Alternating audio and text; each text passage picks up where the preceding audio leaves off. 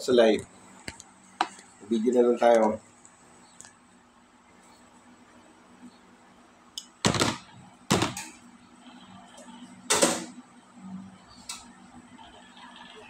Dami na rito nasunog dito sa bahay na ito. Wire ah. Ito. Pinalitan ko. Maluma na. Pati yung screw, pininturahan mo. Hindi ako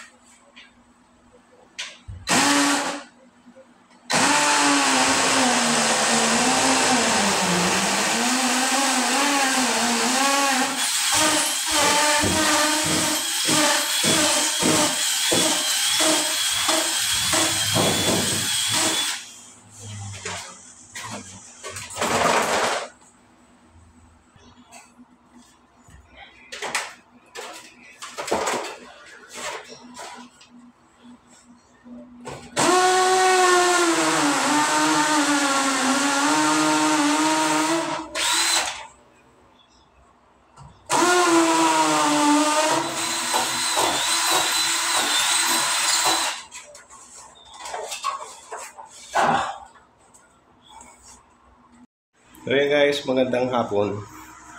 So ayan, ito yung ginagawa ko ngayon. Naglinya ako ng para sa outlet. So pansin nyo, yan ay ginamitan ko ng plastic molding. Yan. Yung plastic molding. So ayan. Puntayin doon sa breaker para dito sa supply nitong outlet na ito. So ayan doon sa may lababo. So nawalan kasi ng power supply yan kasi nasunog. Hinugot namin yung wire kanina na nasunog.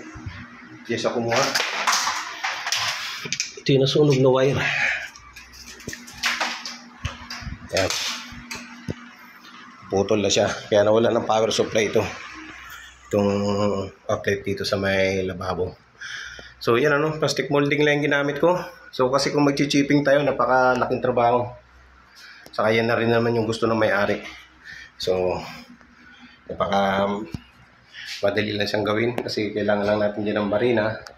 Saka siyempre, pag plastic molding yung ginawa natin, ginamit natin para sa lagay ng, para sa wire. Yan. I-layout natin ng maganda para naman hindi masagwan tignan. Katulad niyan. So, sa mga kantuhan, talagang nili-layout kayo ng maayos para maganda siyang tignan. So, safe lang naman yan guys, safe yan. Yung mga linya natin ng electrical, mga wires, pag gumamit tayo ng plastic molding. Yan. Yan yung mga nilinya ko. So, yun yung ginamit. PVC, ayan. Para sa, pumunta ito sa sa Metro ng Meralco. Yan yung pinaka supply niya. So nangyari kasi dito, nasunog din yan. Nasunog din kaya nagpalit ng bago. Yan natin yung bagong linya, bagong supply. So yun guys, share ko lang. So para hindi na rin tayo mahirapan, lumaki yung trabaho natin. So pili tayong gumamit ng mga plastic molding para sa mga wires natin. Lalo pag mga dadagdag tayo ng linya. So hindi na natin kailangan mag-chipping. Napakalaking trabaho pag pina-chipping pa natin to para nakatago yung mga linya natin. So ganyan na lang yung gawin natin. Dami tayo ng plastic molding. So guys, lagyan ko na ng wire. dito. Yung breaker. Yan.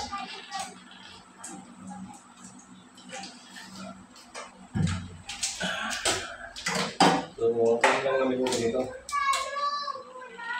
Pasok mo na yung wire. Tapos, ayos na rin ito nakatakip. Ayan, ayan. I-clip naman yan ng kusa. Lalak.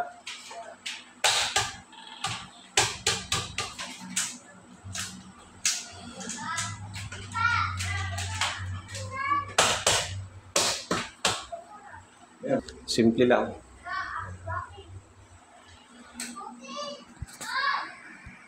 Yan guys, ito po na yung power supply. Live ito. Kailangan ng slowly but surely.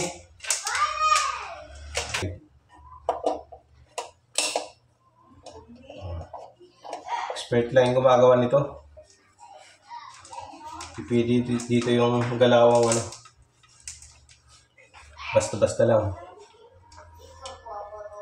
Sabi lang na ano.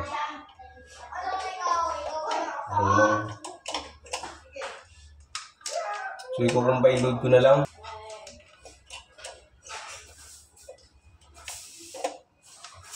Yan.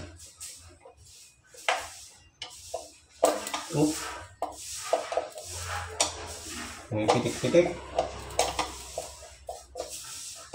So, ayan guys. Problema talaga itong ano.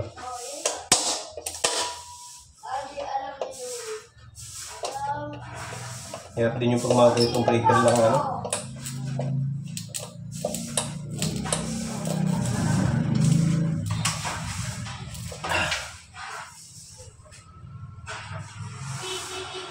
Kisi-kisi na siya. Lulos na rin. Hindi na rin maganda yung contact ng breaker sa kanong bus bar. Ayan o, konting gano'n lang, lulos na. Ayan guys, kung mapansin nyo. Ayan. Tumutunog. Yan. Ibig sabihin yan, naglulus yung contact ng breaker sa kanong bus bar. So, napakadelikado yan. Yan yung nangyayari na nagkakaroon ng sunog. So, ayusin kayo mamaya. Tatat ko lang muna. I-clip natin na maayos.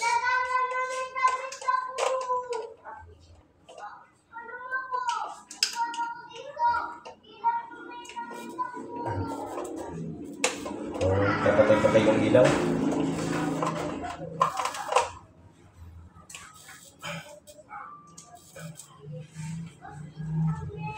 Ba-brand out.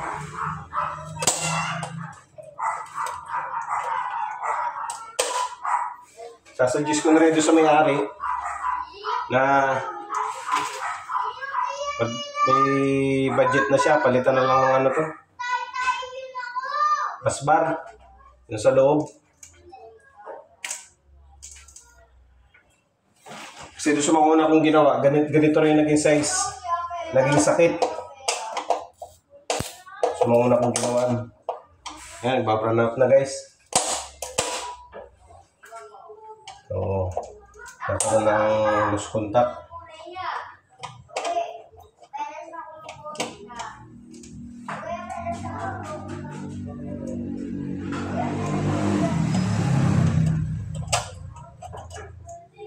Hindi maganda yung ano.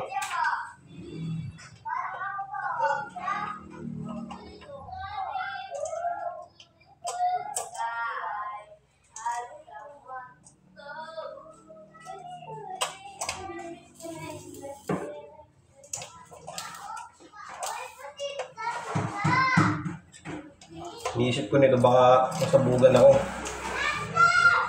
Sana hindi naman.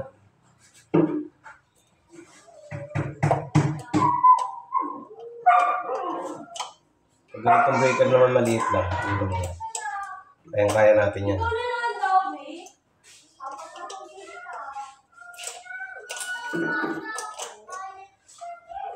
Patay-patay na. Off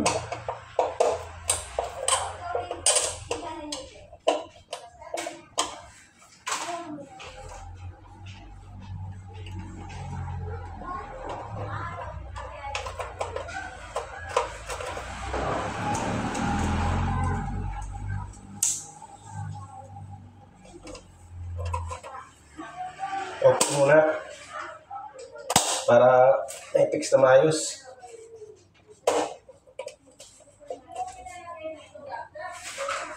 Ano nung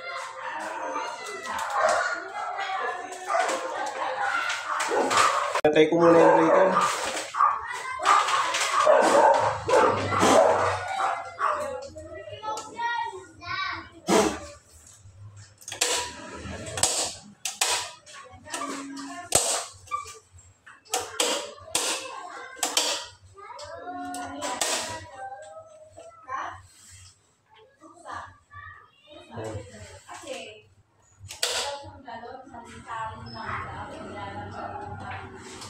Okay na.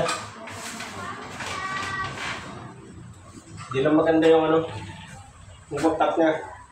Yung breaker sa ng busbar. Yan siya. Yan. Ito kasi yung busbar. Yan sa loob na yan. Tanso yan. Yun yung tanso. Busbar ang tawag dyan. Yan. Okay na yan. So, tatakpan ko na lang yan. Mga nasunog na linya. Yan, outlet. Sunog na wire. So, kanina, live ako. Pinuhugot namin yan. So, yun ang problema pag nag-renovate. Yung iba, hindi maayos yung mga ginagawang linya. Ang ginamit, flexible. Tapos puno pa ng tubig yung flexible. Kasi paghugot namin ng wire, yung mga tubig.